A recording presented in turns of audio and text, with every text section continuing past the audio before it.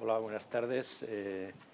Bueno, pues vamos a continuar con la jornada de hoy dedicada a los 100 años de la agricultura y la alimentación aquí en Lleida, en la Llotja de Lleida, y lo vamos a hacer en una mesa redonda para abordar el compromiso de los agentes de la I+D agroalimentaria ante los retos que tenemos por delante.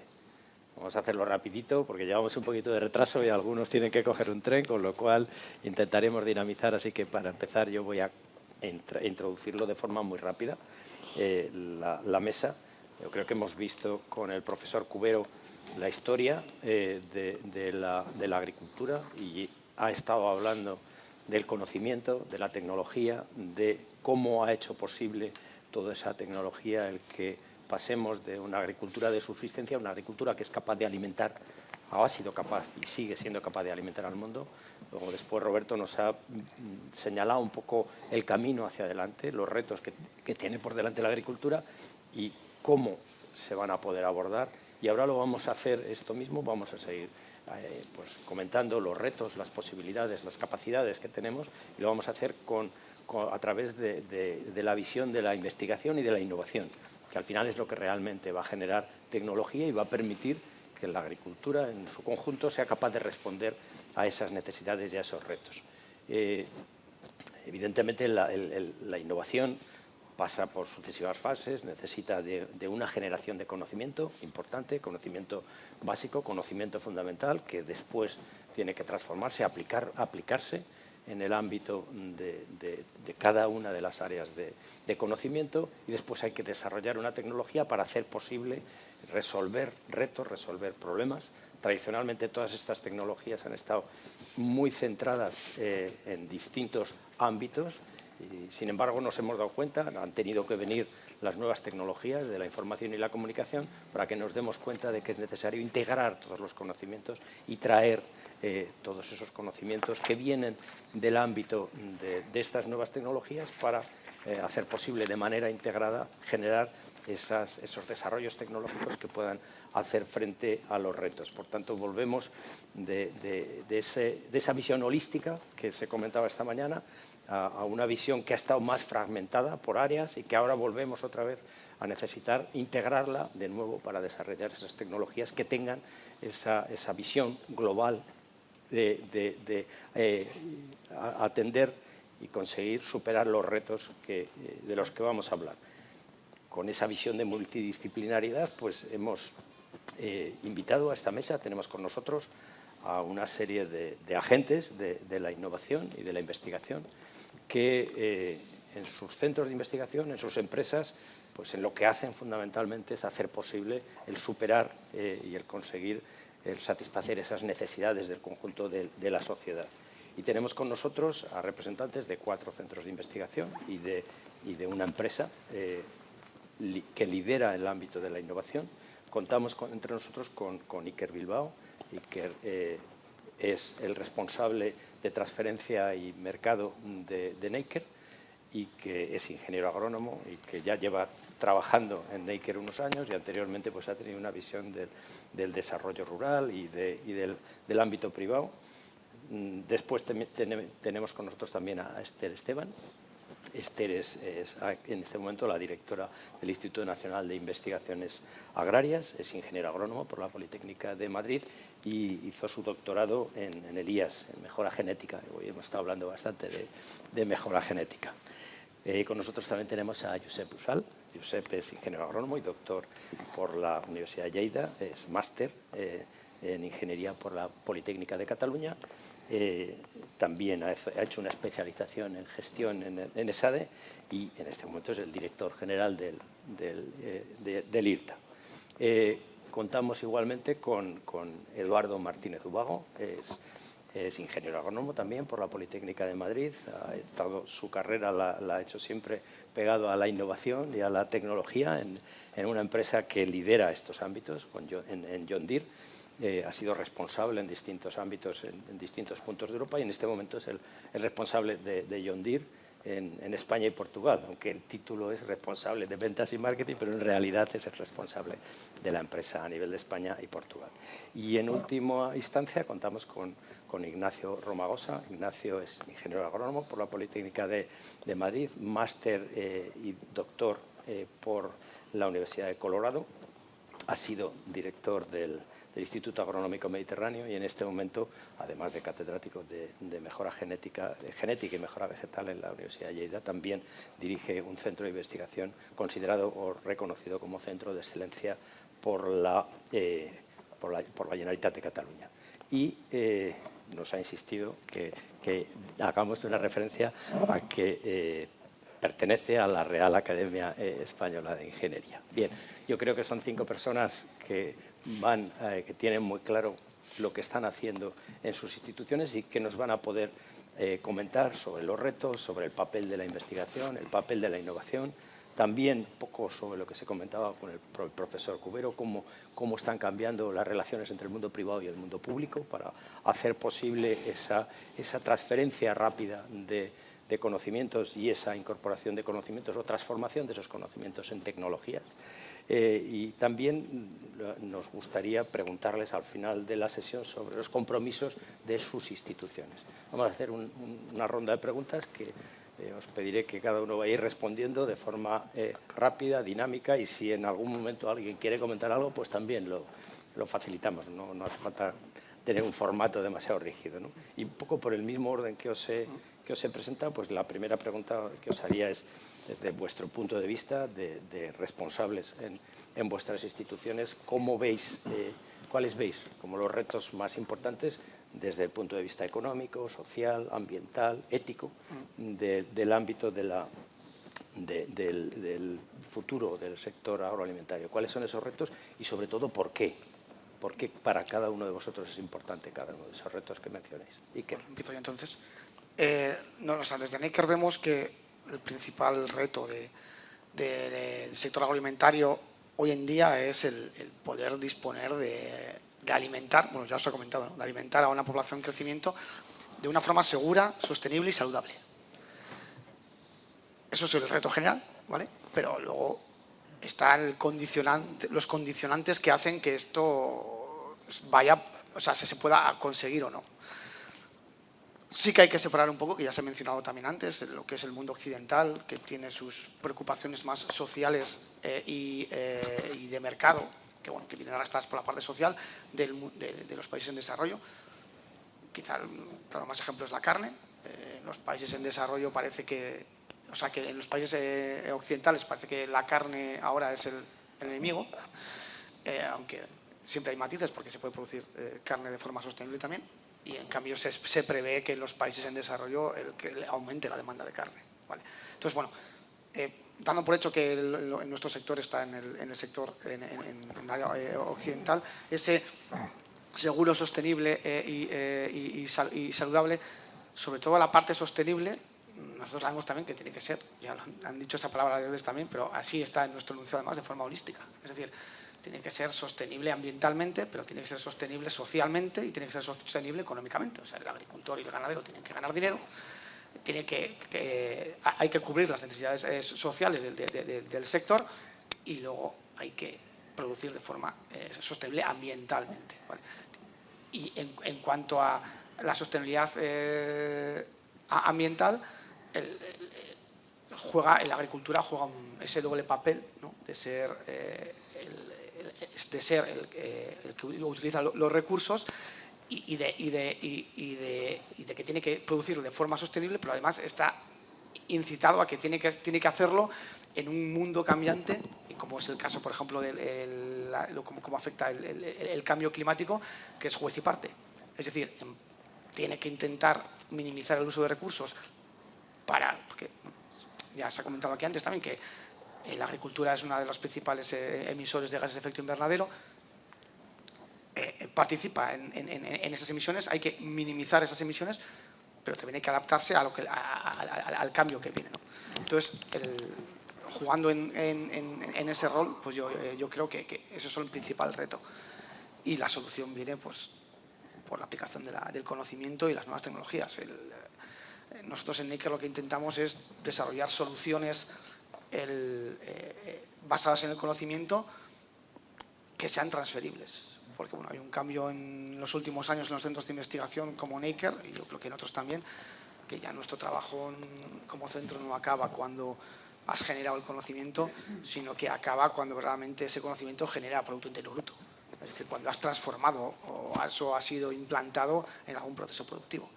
Y ese es el principal reto y la principal misión que nosotros consideramos que tenemos en NIC. Intentar, como en nuestro ámbito territorial, intentar priorizar a las empresas más cercanas a nosotros, pero de forma global también. De hecho, pues, trabajamos con grandes multinacionales también, o sea que y hay un poco de estrato también, porque las grandes multinacionales de alimentación son capaces de absorber ese conocimiento, los pequeños no tanto. Muy bien. Esther, cuéntanos cuál es el papel, o cómo veis esos retos y por qué son importantes los retos. Bueno, a lo largo de la mañana hemos estado escuchando a todos los ponentes hablar precisamente de esos retos. Yo creo que coincidimos todos en qué retos son los que tenemos enfrente de nosotros. Y lo que percibimos es que a lo largo de los últimos 100 años, que estamos aquí hablando de los últimos 100 años, el objetivo ha estado muy puesto en mejorar la producción agrícola y se ha conseguido con un éxito enorme, ¿no? José Ignacio lo ha contado fenomenal. Hemos conseguido ese objetivo, pero sin embargo no ha sido a coste cero. Ha habido un coste medioambiental y ha habido también objetivos que se han quedado por el camino. Por ejemplo, a pesar de que producimos muchísimos más alimentos de los que producíamos atrás, pues resulta que siguen existiendo 800 millones de personas desnutridas. Y ese no es un problema de la agricultura, pero sí es un problema social, es un problema, digamos, derivado, ¿no? A retos a los que tenemos que responder y que la agricultura puede ser una herramienta para hacerlo. Entonces, por lo tanto, yo creo que lo que hay que cambiar es el objetivo exclusivamente de la producción para ampliarlo a otro tipo de objetivos. A veces es necesario poner etiquetas para que las cosas se entiendan bien. Y a mí me gusta mucho el concepto de agroecología porque es un concepto que la FAO, que es una organización absolutamente solvente y que nos sirve a todos de referencia, pues la ha definido lo que es agroecología y que no hay que confundir ni muchísimo menos con agricultura ecológica. Los conceptos hay que dejarlos claros. La agricultura ecológica básicamente es el cumplimiento de un reglamento europeo, nada más. Detrás no hay una base científica. Pero sí que es verdad que la agroecología puede incluir agricultura ecológica entre otros tipos de agricultura. ¿Por qué? Pues porque, en definitiva, la agricultura ecológica produce un producto que lleva una etiqueta que el agricultor puede vender más cara y eso también responde a una necesidad del agricultor, que es incrementar sus ingresos. La agroecología va más allá y es, primero, que tiene que tener una base científica y eso me parece fundamental, es decir, que el conocimiento tiene que ser generado con criterio científico y que ese criterio científico te ayuda a definir distintas prácticas agrarias y ganaderas que sean más sostenibles, que sean más respetuosas con el medio ambiente y luego, sin olvidar nunca, el concepto del impacto social. Necesitamos recuperar el conocimiento tradicional, la cultura de los pueblos, la gastronomía. O sea, hemos perdido, por ejemplo, en muchas zonas de España donde habitualmente se cultivaban leguminosas que formaban parte de nuestra dieta mediterránea, eso se ha ido perdiendo. Hay que recuperar también, hay que saber combinar un poco todo, ¿no? Desde lo que decís, ¿no? De forma holística y apoyándose en ese conocimiento científico, intentar cubrir las necesidades del medio rural y del medio urbano, de todos, que somos los que tenemos que comer.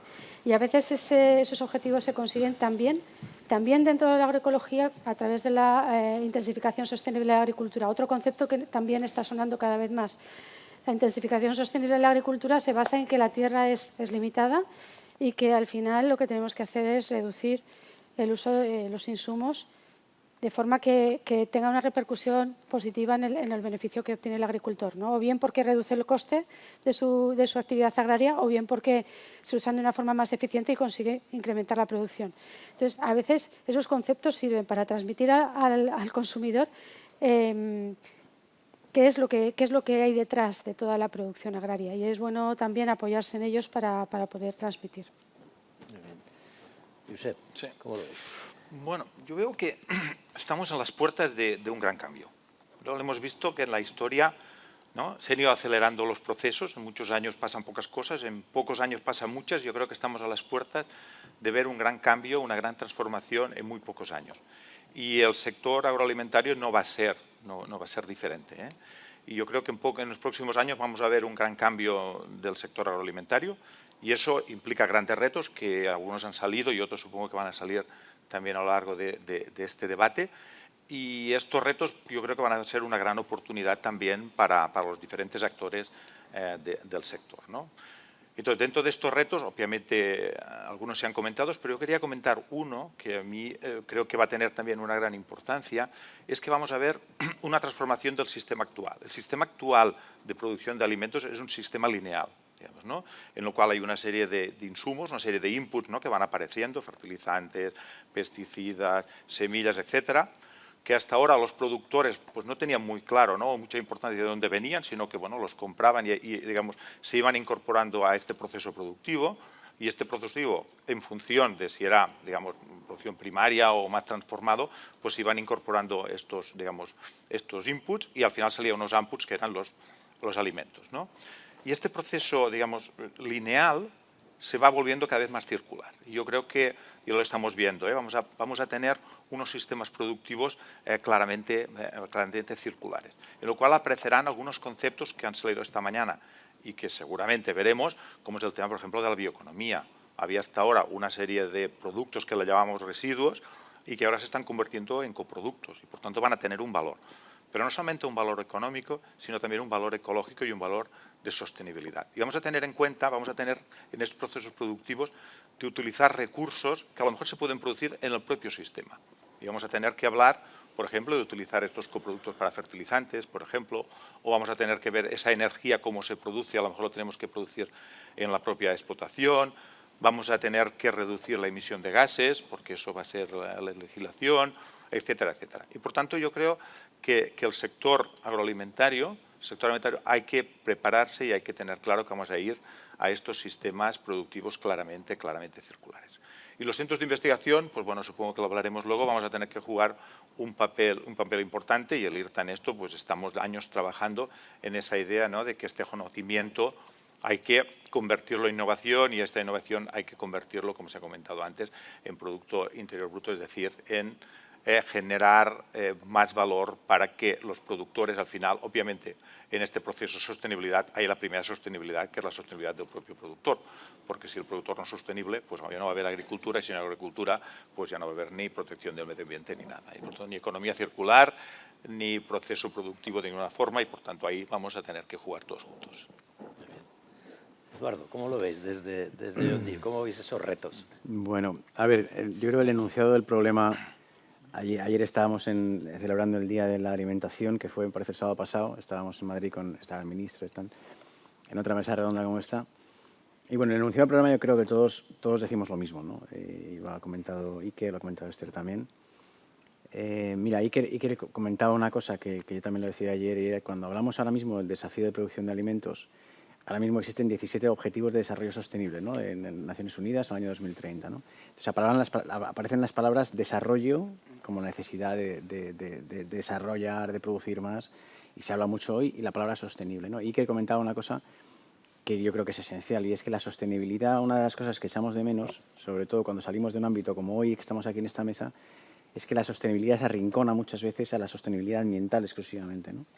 Entonces, ¿qué es lo que pasa? Que lo que estamos viendo es que muchas de las medidas que se toman, entendiendo la sostenibilidad solamente como una dimensión, son atajos. Es decir, si yo ahora mismo quiero decir, bueno, a partir de ahora voy a reducir la aplicación de unidades de nitrógeno a 20, por ejemplo. Entonces, hay una sostenibilidad que es posible, que es evidente, ¿no? La huella de carbono, la huella energética de los nitratos es muy alta, y además hay nitratos en los acuíferos. Bueno, pero eso compite directamente con la sostenibilidad económica de los cultivos y, por tanto, con los modelos de vida de la gente que trabaja en el campo, ¿no? Entonces, muchas de las cosas que oíamos incluso al ministro, habla de compromisos permanentemente, ¿no? Es decir, buscar equilibrios de cuánto voy a reducir el nitrógeno para no cargarme al agricultor y tal. Y donde yo creo que está la clave es en la búsqueda, bueno, también decía Esther la parte de agroecología, que me parece que es súper interesante y que tenemos que tenemos que ser embajadores de esa palabra, porque además como sustituto de la agricultura ecológica exclusivamente, ¿no?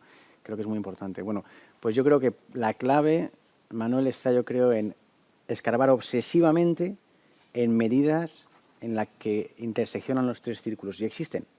Es decir, hay medidas en las que mejoran la sostenibilidad ambiental, la económica y la social, por consecuencia, ¿no?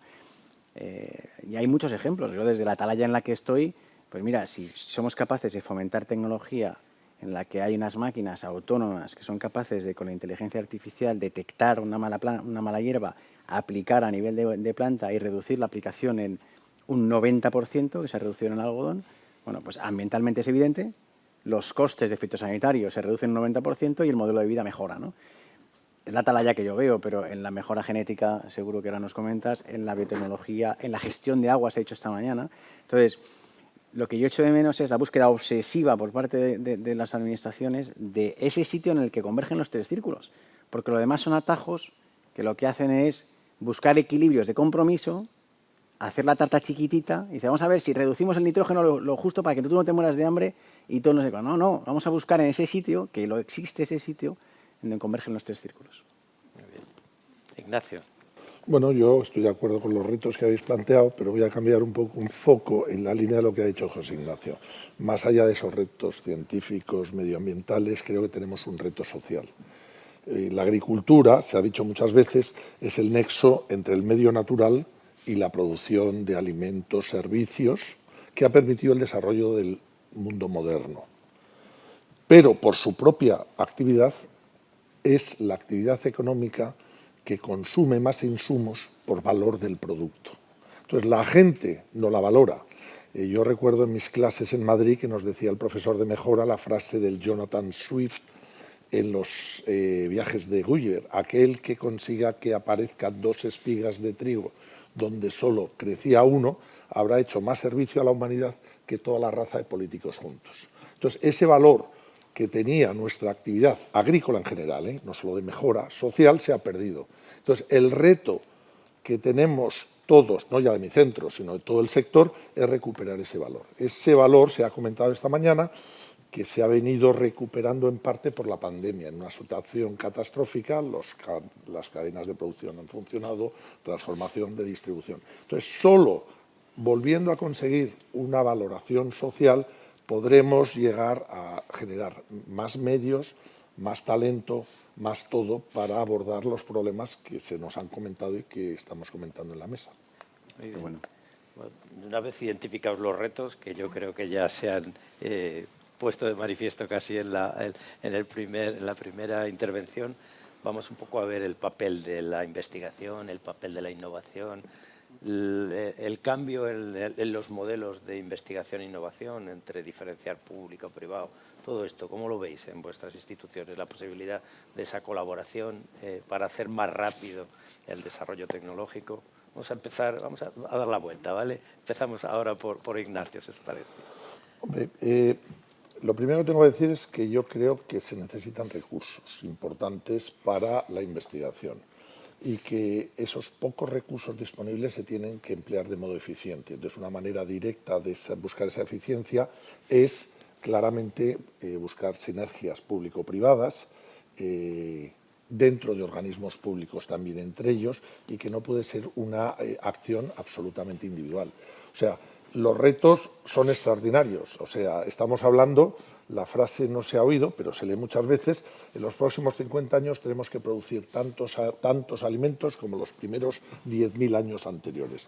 Un reto absolutamente brutal, ¿no? Entonces, ¿cómo abordamos esos retos? Pues buscando la sinergia de todos los actores. ¿Cuáles son los instrumentos? Pues yo creo que hay un informe reciente de las Academias Nacionales de Ciencias, Medicina y de Ingeniería, norteamericanas, que dicen: para continuar con las tasas de crecimiento que hemos visto en el último siglo, tenemos que profundizar en 5 ámbitos. Y esos ámbitos se han hablado. Enfoques multidisciplinares, sensores, todo el tema de sensores a todos los niveles de la cadena, genómica, genética y mejora de precisión, inteligencia artificial y uno que se ha hablado menos tal vez hoy, un estudio en profundidad de los biomas. Entonces, todos nuestros centros estamos trabajando en mayor o en menor medida en alguno de estos 5 ámbitos. Lo que se necesita es buscar la sinergia. Si, por ejemplo, buscando la proximidad, si el IRTA quiere liderar una de estas iniciativas, bueno, con el apoyo de los otros centros, con el apoyo de la empresa, llegaremos más lejos. Muy bien. Eduardo. Bueno, yo creo que tengo menos criterio que vosotros en este ámbito. Del punto de vista que yo tengo desde empresa privada, hay solamente 2 aspectos que yo puedo avanzar, ¿no? Uno de ellos es que, evidentemente, gran parte de los recursos de investigación y desarrollo existen en la empresa privada, ¿no? Nosotros, afortunadamente, bueno, lo que sea, son el fabricante de maquinaria más grande del mundo, pero hay otros también muy grandes como nosotros. Y al nivel de investigación, la inversión son de 5 millones de euros diarios. Todos los días hay 5 millones de euros en investigación, ¿no? Entonces, hay una, igual que decíamos de Plataforma Tierras, hay un ejercicio de compartir el conocimiento que ahí sí que estoy viendo, pero día tras día, que se avanza muchísimo más ahora de lo que se hacía antes. Un ejemplo muy bueno es todo el tema de códigos de software, ¿no? El código propietario, la captura del dato, el secuestro del dato. Bueno, pues hay muchas empresas, entre otras nosotros, que estamos intentando compartir conocimiento, abrir los códigos, generar APIs, compartir datos en la nube, generar protocolos estándares donde todo el mundo pueda acudir, entendiendo que si tú compites es porque es mejor, no porque proteges. Es como las patentes, ¿no? Pues en el ámbito de la empresa privada no se trata ya de proteger lo que has creado, sino de compartir lo que has creado, de crear más valor para quien vaya a consumir ese producto y de ser más rápido. Y el único camino que hay, ¿no? Entonces, ¿qué relación tiene eso con tu pregunta? Eso tiene la relación que en el momento en que creamos códigos abiertos, que desarrollamos en abierto y que compartimos el conocimiento, abrimos posibilidades para que organismos públicos y universidades compartan la investigación, ¿no? En el sector de Estados Unidos, nosotros somos empresa americana, la colaboración con universidades, sobre todo con universidades, es tremenda. Y en Alemania también. En España, pues en España ahora tenemos una fábrica de componentes importante, pero quizá no está al nivel ni de lejos de lo que hay en Alemania o está en Alemania, entonces en Estados Unidos. Así que me quedo con esas 2 cosas. Por una parte, creo que la capacidad de generar recursos de la empresa privada es muy alta, es mucha cantidad de dinero, y que sí que se está avanzando desde donde yo veo hacia la generación de una investigación que lleve acompañada inmediatamente de compartir el conocimiento, en una comprensión de que lo que tiene que hacer tu cliente es disfrutar de más valor, y cuanto más compartes, más valor tendrá, y si tú eres el mejor es porque eres el más rápido, no porque en el año 94 descubriste una cosa que la llevas protegiendo desde entonces. Josep. Bueno, yo creo que es evidente que en cualquier cambio y transformación, como lo que estamos ahora viviendo, vamos a vivir, el conocimiento es imprescindible. Es decir, en ningún sector ha podido, digamos, realizar transformaciones de forma positiva si no ha tenido un conocimiento. Y este conocimiento hay que generarlo, hay que ver dónde, ¿no? Y luego hay que transferirlo, por tanto, generar conocimiento, transformarlo en innovación y que llegue al sector para poderlo producir. Y en este momento, ¿no?, como hemos dicho, pues va a haber esas transformaciones. El sector agroalimentario del Estado está en esta situación, buscando este conocimiento. La duda mía es ese conocimiento, esta innovación, ¿de dónde va a venir? Si va a ser propia de centros de investigación del Estado o va a ser innovación o tecnologías que se van a comprar fuera, ¿no? Porque aquí lo que ha pasado, y luego voy a repasar 4 datos económicos, lo que ha pasado mucho es que aquí ha primado esa idea, ¿no?, que investiguen los otros y, por tanto, digamos, bueno, pues vamos a comprar tecnología donde sea, pero no la vamos a generar, ¿no? Y hay 2 datos que son, digamos, que son clarísimos, ¿no? La media europea de recursos destinados a investigación y desarrollo, están hablando del 3%, en el Estado español no llega al 2%, pero es que de ese 3, 2% de empresa privada, 1% de empresa pública, como comentaba anteriormente, más en empresa privada que en pública, pero en el Estado español la cantidad en empresa privada no llega ni al 1%, está todavía por debajo. Es decir, hay que más que duplicar. En el público hay que aumentar, pero no estamos en ese sentido, en esa disposición. Por tanto, yo creo que tenemos que hacer todos un esfuerzo para ver que la investigación, el desarrollo, esos recursos que son imprescindibles, no son un gasto, sino que son una inversión. Y mientras no hagamos ese cambio, lo que va a pasar es que el sector agroalimentario puede ser que se vaya transformando, pero se irá transformando comprando tecnología fuera y, por tanto, no vamos a generar ese tejido industrial, ese tejido tecnológico que necesita el país. Por tanto, esa combinación tiene que ser imprescindible. Y yo creo que ahora estamos en una oportunidad, digamos, buenísima, ¿no? Con esos famosos dinero del Next Generation, que todo el mundo está hablando. Si no somos capaces de alinear esos recursos a generar innovación en el propio país, lo que vamos a hacer es regalar esos fondos a otros países y va comprando innovación. Y eso va a ser un error terrible. Y esto en John Deere lo tenéis clarísimo, porque tú mismo lo has comentado, ¿no? En Estados Unidos, en Alemania hay unos modelos y aquí hay otro modelo. Y por tanto, si no apostamos en ese modelo, yo creo que ahora tenemos una gran oportunidad, pues vamos a perder otros 20, 30 años en temas de innovación. Esther. Pues es exactamente lo mismo, ¿no? Tradicionalmente el mundo de la investigación y el de la innovación ha ido como por separado. Y yo creo que ahora sí que se está trabajando en encontrar esa conexión, y eso solo se hace con fondos económicos, lógicamente. Hay empresas como John Deere que son grandes y que pueden permitirse tener sus propios departamentos de I+D, pero después las empresas más pequeñitas pues no es así, ¿no? Y necesitan esa ayuda económica. Ahí ahora mismo en el Ministerio de Ciencia e Innovación pues, se cuenta con un organismo que es fundamental para esto, que es el CDTI, que conocéis todos, que sí que tiene mecanismos para apoyar financieramente a pequeñas empresas, ¿no? El Fondo Invierte, por ejemplo, que es capital riesgo para pequeñas empresas, por ejemplo, la Agencia Estatal de Investigación sí que está haciendo uso de esos fondos de la Next Generation y, por ejemplo, ha sacado 2 convocatorias que son la de prueba de concepto y líneas estratégicas, que van precisamente dirigidas no a profundizar en una investigación, sino al contrario, en utilizar lo que ya sea, ese conocimiento que ya se ha generado, buscarle esa aplicación práctica y ponerlo en contacto con la empresa privada.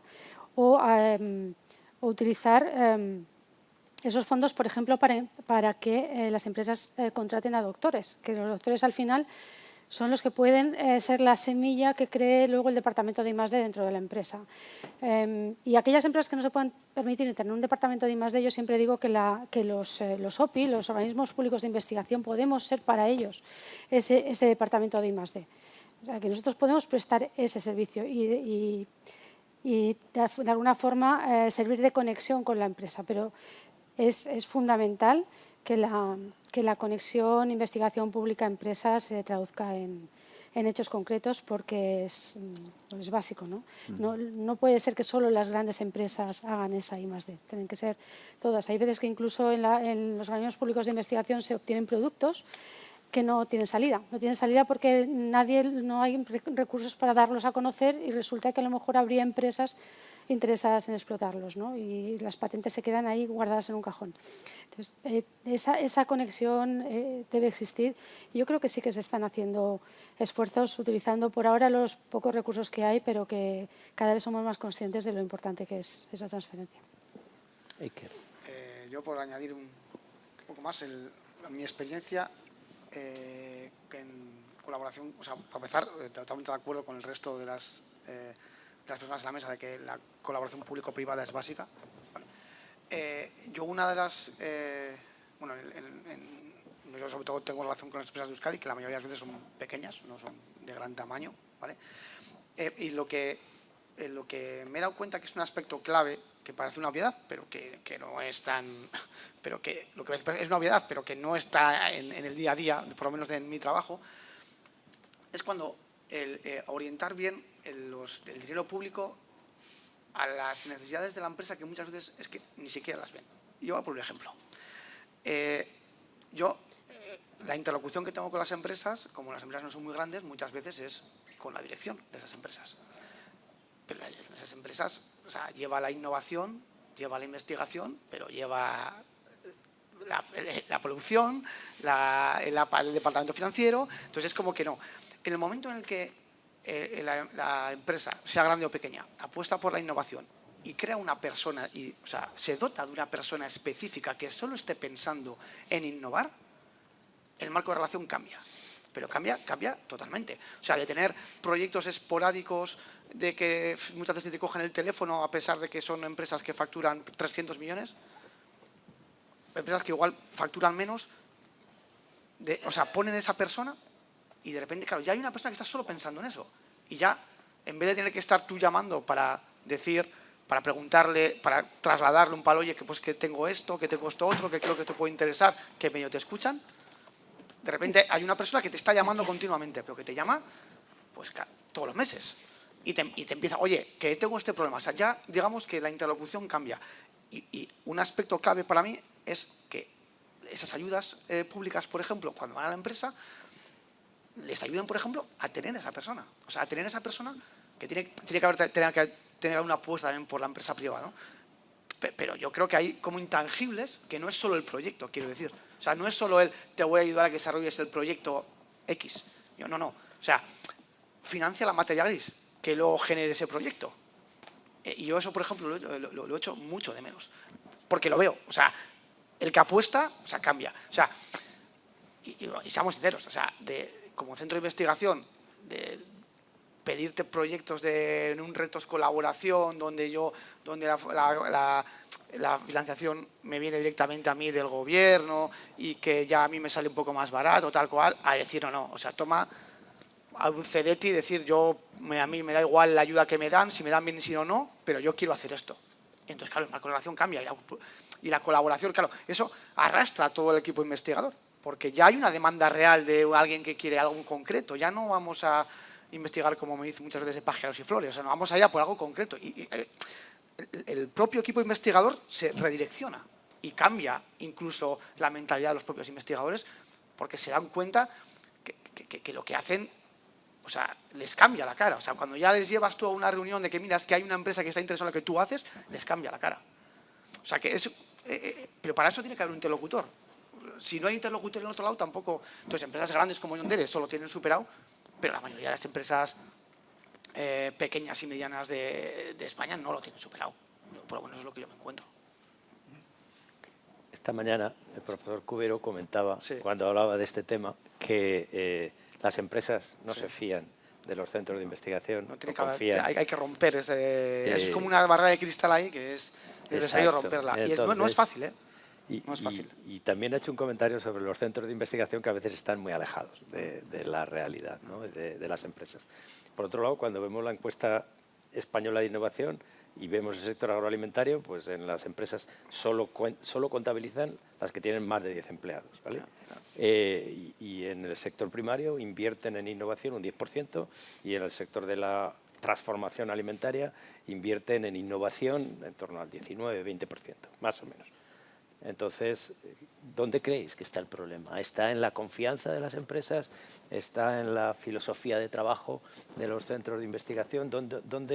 O quizá es que falta en las empresas esa persona especializada, pero claro, con nuestro tamaño empresarial es difícil. En el sector primario, ¿no? también, os he comentado antes, hay un problema de baja rentabilidad.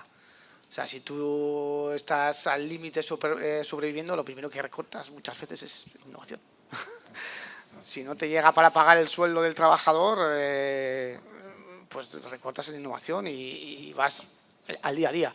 Cuando aumentas la rentabilidad es cuando te permites mirar un poco más lejos. Y claro, pues si hay falta de rentabilidad, pues eso es un problema.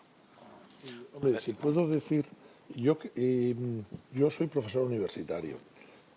Los datos demuestran que la mayor actividad de I+D en el ámbito agroalimentario se lleva a cabo, para nada sin desmerecer los otros organismos, en el marco de la universidad. O sea, son datos objetivos. De hecho, si vemos los libros del Premio Agrícola, muchos, no me atrevo a decir un porcentaje, son de profesores universitarios.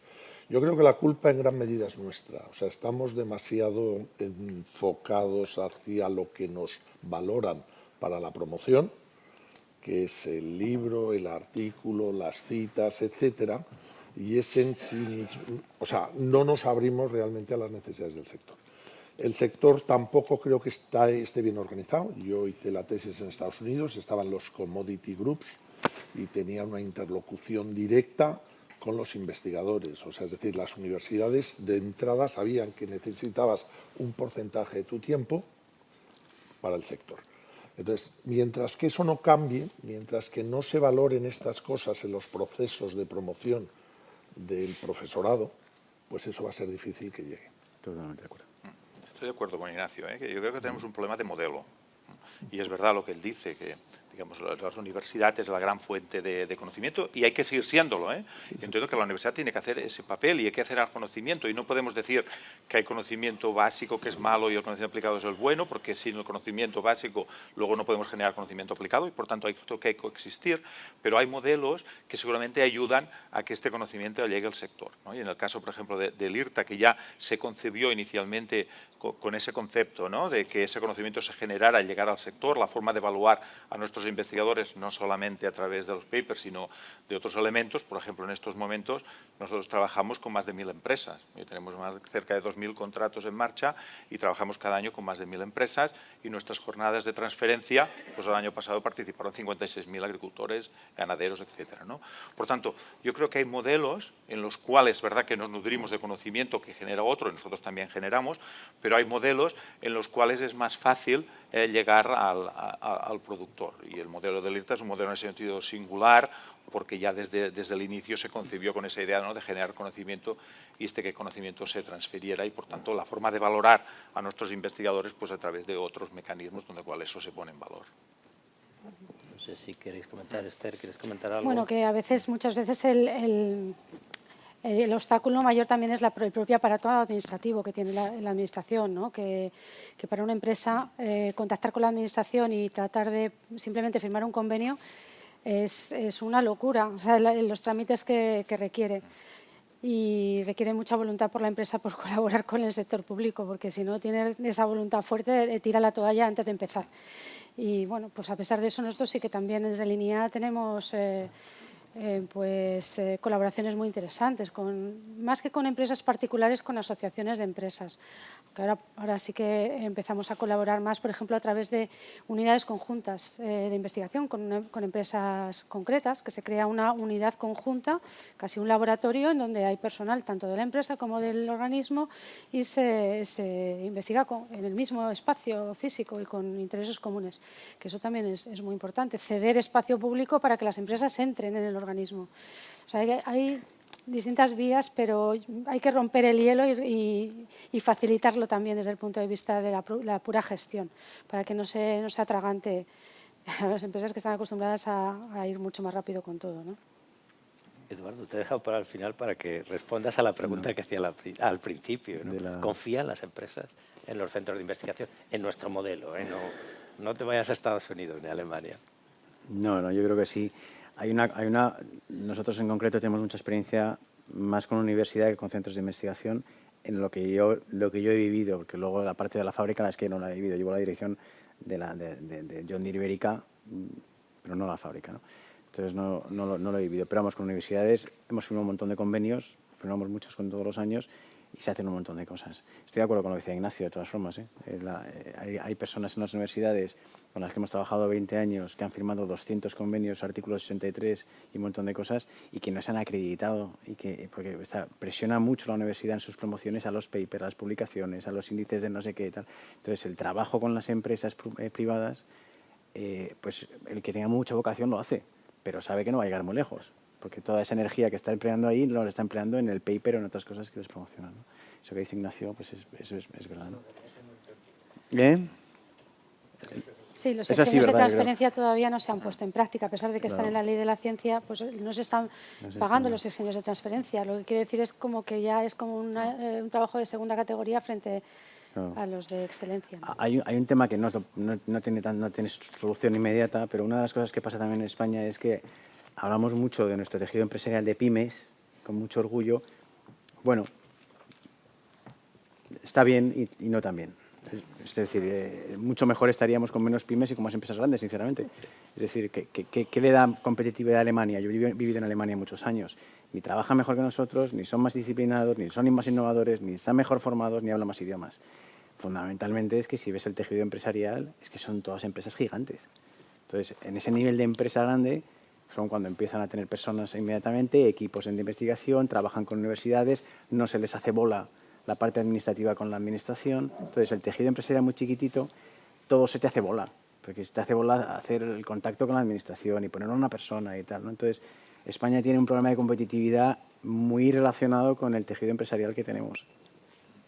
No, y esto hace lo que contábamos, que el porcentaje, la cantidad de recursos que destina el tejido empresarial español es muy bajo. ¿Por qué? Porque las grandes empresas pues no están aquí. Además, a lo mejor son presentes, pero los centros de investigación los tienen fuera. Por tanto, bueno, pues eso es que está clarísimo. Hay una masa crítica a partir de la cual ocurre lo que estáis diciendo. Y como no llegues a ese nivel, pues no ocurre. No. Sí, sí.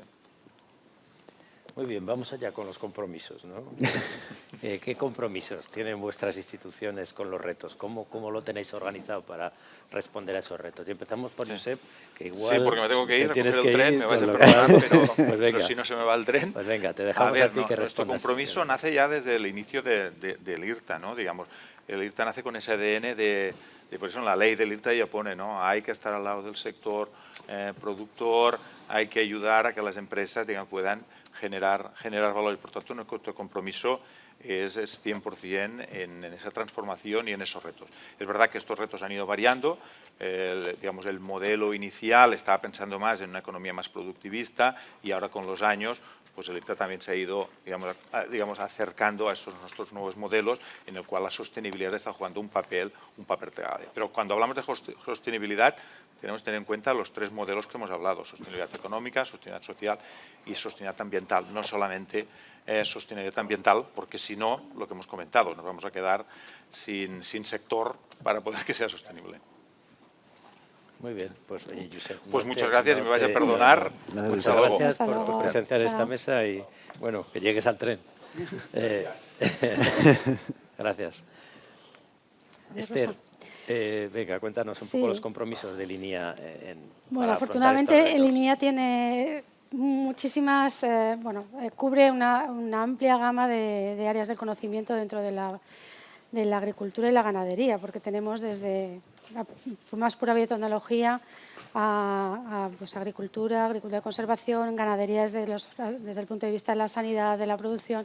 O sea, tenemos una visión muy general de todo, ¿no? Y todos nuestros departamentos y centros están muy dedicados a perseguir estos retos conseguir soluciones para una agricultura más sostenible, ¿no? Y ya llegando un poco más a lo concreto, por contar dos ejemplos, aprovechando estos fondos de recuperación, transformación y resiliencia, pues en el INIA tenemos dos proyectos que van dirigidos yo creo que a dos retos muy importantes. Por un lado, el de la biodiversidad, el de los recursos fitogenéticos, porque uno de los problemas de la agricultura de los últimos años es que se ha ido estrechando la base genética a partir de la cual se obtienen nuevas variedades, y es muy importante que se conserven los recursos genéticos tradicionales y no tradicionales, ¿no? Todos. Entonces, uno de nuestros proyectos, y para los que tenemos financiación, es para digitalizar y robotizar el fenotipado de las variedades que tenemos en el Centro de Recursos Fitogenéticos de Linea. Y esto no irá solo en beneficio de la propia colección de Linea, sino también tendremos un robot móvil que podrá ir a otros centros que forman parte de la red de colecciones a nivel nacional, ¿no? Y también, por supuesto, colaborar con empresas privadas que tengan colecciones de germoplasma que requieran nuestros servicios. Eso por un lado. Yo creo que la biodiversidad es fundamental, la biodiversidad agrícola en concreto. Y por otro, es el concepto de One Health, del que no hemos hablado, pero que también me parece fundamental. Uno de los problemas por los que ha ocurrido esta pandemia es porque nos olvidamos de la conexión entre toda la cadena de producción. Tenemos que prestar atención no solo a la sanidad humana, porque si solo nos centramos en eso, estamos descuidando todos los eslabones anteriores por los que se ha llegado a producir una pandemia, ¿no? Es la sanidad animal, la biodiversidad en el mundo de la fauna silvestre y la biodiversidad en general. Y entonces, en ese sentido, pues también se va a poner un acento en mejorar nuestra instalación de bioseguridad en el CISA, en el Centro de Sanidad Animal, Centro de Investigación en Sanidad Animal, para construir mejorar el nivel de seguridad 3 que ya teníamos, y además construir un nivel de seguridad 4 que en España no existe hasta ahora. Y se va a construir en paralelo con un nivel de bioseguridad 4 en el Instituto de Salud Carlos III, de forma que se atiende, por un lado, a la sanidad humana en el ISCI y, por otro, la sanidad animal en el CISA. ¿Para qué? Pues no solamente para controlar las enfermedades en la ganadería sino también para controlar las enfermedades en los reservorios de los patógenos en la fauna silvestre, para que no lleguen nunca a la ganadería. Es decir, que por ahí esa es nuestra contribución aprovechando estos fondos Next Generation. Todo buenas noticias. Sí. Muy bien. Iker, venga, ¿cuáles son los compromisos? Vale, nosotros desde Neiker el compromiso que tenemos es intentar generar las soluciones basadas en el conocimiento y que lleguen al tejido productivo, a la sociedad en general, tejido productivo a nivel de empresa o muchas veces nuestros clientes son las instituciones.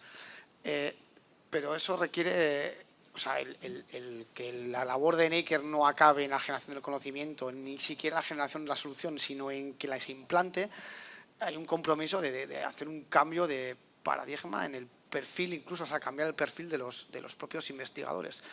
Porque para poder tú llegar a implantar ese conocimiento, esa solución, tienes que conocer al detalle las cadenas de valor. Y eso es una formación extra que tienen que tener los investigadores. Voy a poner un ejemplo fácil de la colaboración que tenemos con el IRTA, que seguro que todos lo habéis visto, que es el sello de bienestar animal, el Welfare S, que tenemos en colaboración entre el Neiker y IRTA. Lo gestiona el IRTA, pero Neiker aporta el conocimiento, o sea, el conocimiento de ciertas especies animales en ese bienestar. Para poder llegar a implantar ese sello en colaboración con el IRTA y llegar a acuerdos público-privados, incluso con AENOR y demás, o sea, el conocimiento del bienestar animal que estaba ahí ha habido que generar unos protocolos, generar una entidad, o sea, generar un protocolo de certificación, llegar a acuerdos con las entidades certificadoras, o sea, que muchas veces tú tienes el conocimiento que sirve para ayudar a un agricultor, pero ese conocimiento no se lo puedes transferir directamente al agricultor. O sea, hay un montón de intermediarios que participan en esa cadena de valor que tú tienes que ir a por esos intermediarios que están a caballo entre el agricultor, en este caso el ganadero, y el centro de investigación. Y eso requiere hacer un estudio pormenorizado de la cadena de valor.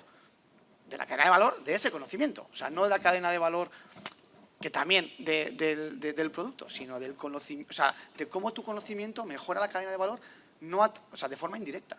Y eso hay veces que no es sencillo.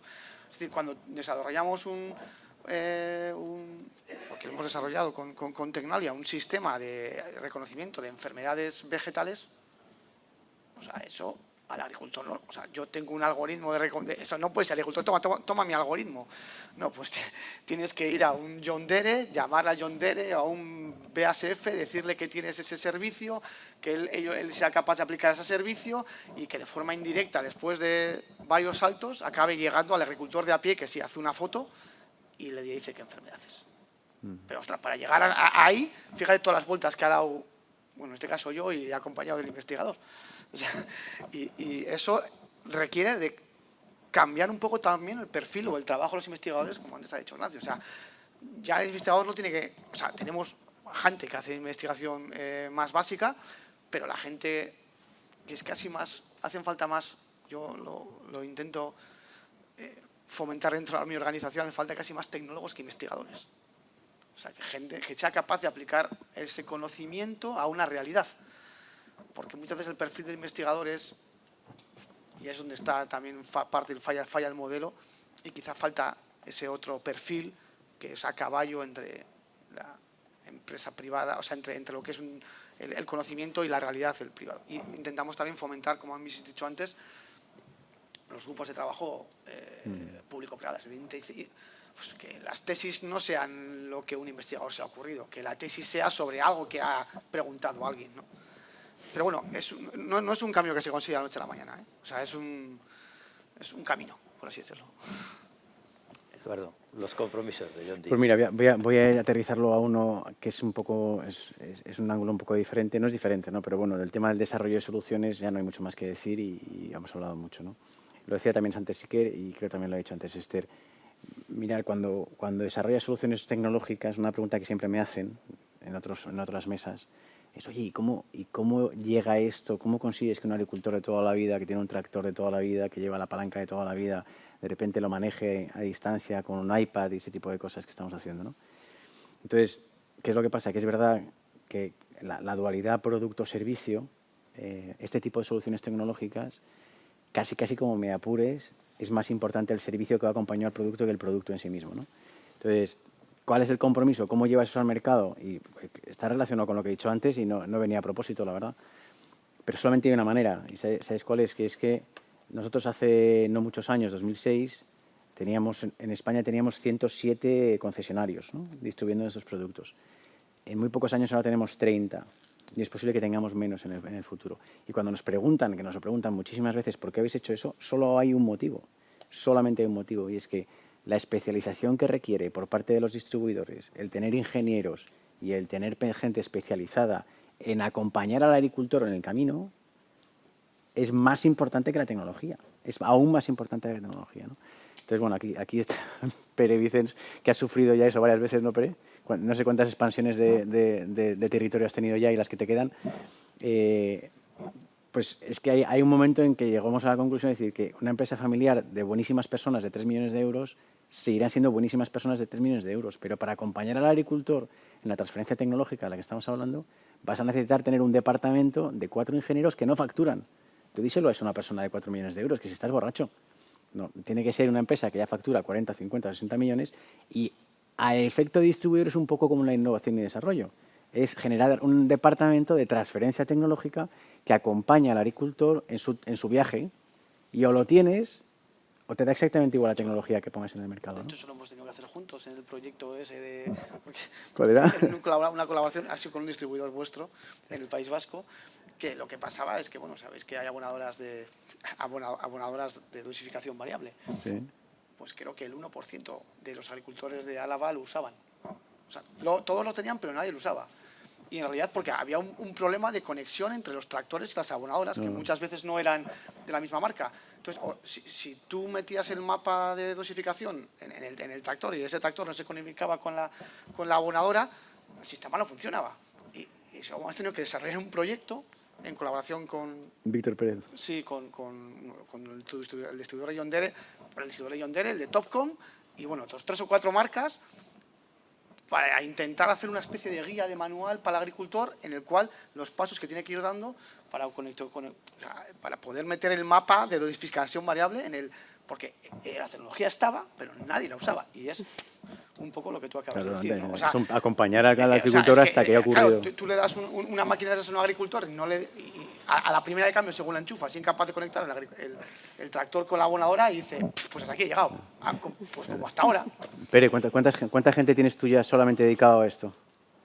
Nosotros hemos pasado en 4 o 5 años de ser una empresa de estas que dices tú, familiar, facturábamos 10, 12 millones, ahora estamos en 30, y hemos pasado de 40 personas, estamos en 110. Y realmente tenemos en plantilla 4 personas, de las que en un momento dado el sueldo, dices, bueno, ¿y estos qué generan? No, tienes que ponerlos, porque realmente necesitas incorporar esta gente. Entonces dices, bueno, sí, pero ¿qué generan? Ya lo verás. Y no lo acabas de ver claro hasta que realmente pasan un camino, que dices tú, ¿no? El camino lo ves ahora, pero cuando te lo empiezan a explicar, tú realmente no le ves una consecuencia. Ahora sí. Bueno, pues estas 4 o 5 personas ahora son casi el pilar fundamental de donde se apoya nuestros negocios. Cuando nos lo explicaban estos señores de John Deere, yo decía, tira, hombre, esto no nos lleva a ningún lado. Sí que nos lleva a ningún lado. Nos llega a ser cada vez distanciarnos más de nuestros competidores. Y es así. Si me dejas hablar de compromisos, Sí, bueno, sí. el centro nuestro es un centro muy pequeño dentro de una organización catalana de todos los ámbitos. La organización se llama CERCA, Centres de Recerca de Cataluña, y hay centros tan importantes como el CRG, el Centro de Regulación Genómica, o el de Fotónica, y nosotros somos pues el pequeñito de todos estos. Entonces, el compromiso, yo creo, te voy a hablar a nivel de esa organización. He destacado un problema que existe en el ámbito de la investigación pública, particularmente en la universidad. Pues ahora CERCA ha decidido que el eje central del siguiente ciclo de evaluación es el impacto. O sea, el primer ciclo que nos hicieron se basó en, digamos, en el resultado, en la bibliometría. Ahora queremos impacto social. Entonces, todos nuestros centros tenemos que presentar cada año un modelo de actividad que sea traducido en impacto real.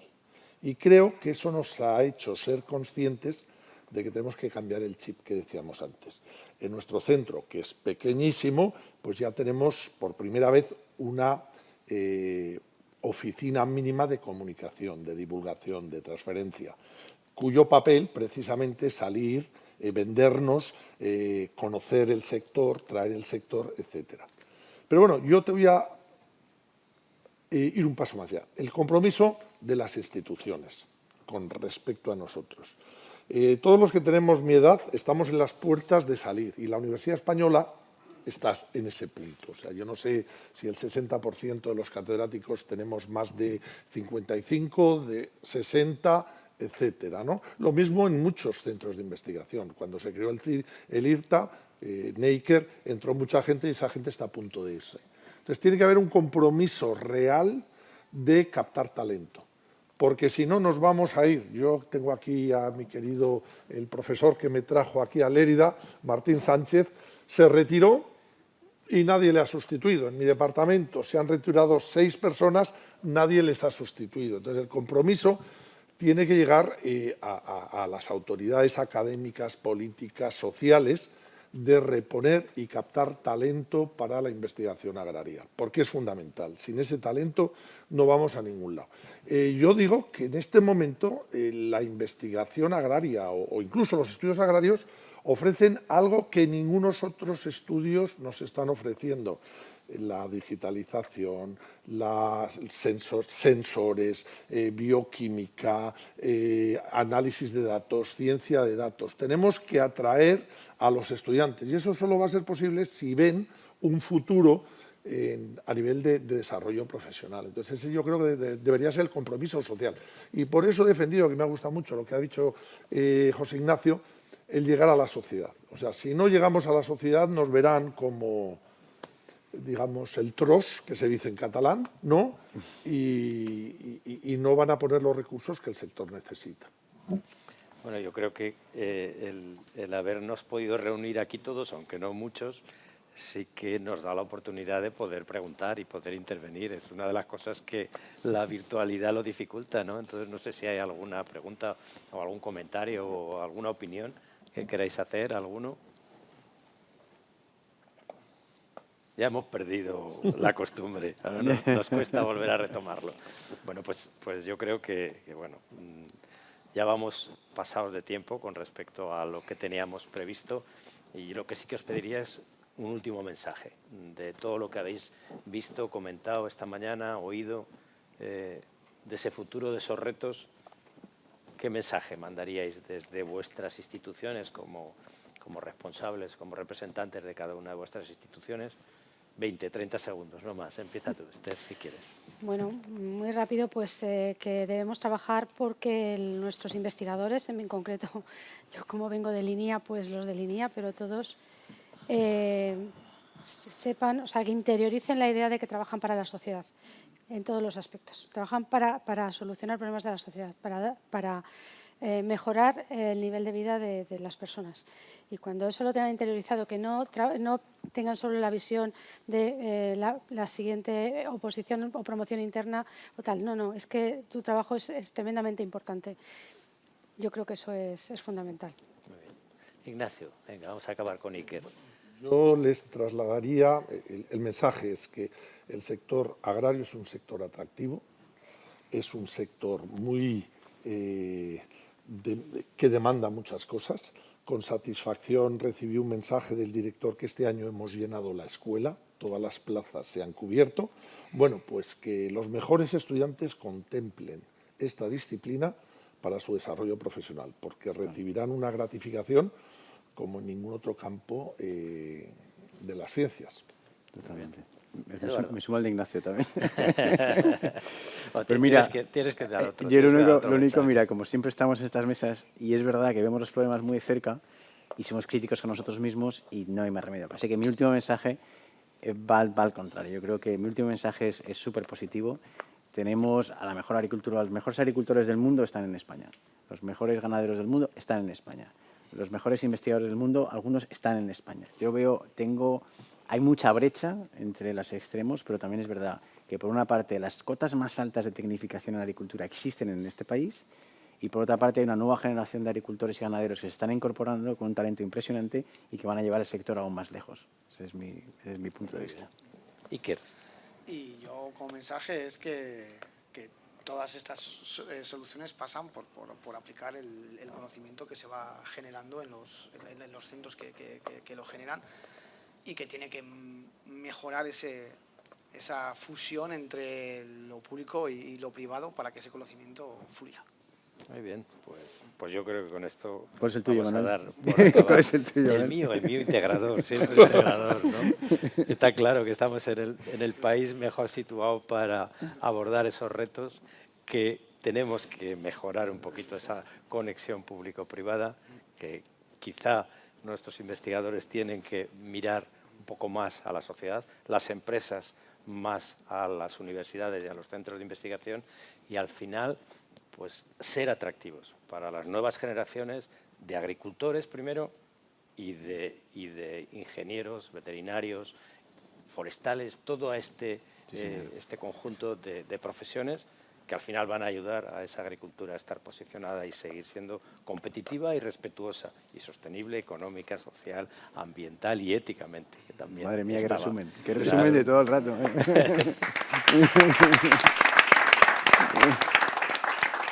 Muy bien. Bueno, pues gracias a todos. Yo creo que damos por cerrada la jornada. Muchas gracias a los 5, aunque Josep ya se nos ha ido. Muchas gracias a los 5 por vuestra contribución, vuestra presencia y vuestras aportaciones. Y gracias a Cajamar porque ha hecho posible que estemos todos aquí. Yo me gustaría dar las gracias a los autores que se presentan a las convocatorias de los libros, aunque no reciban los premios.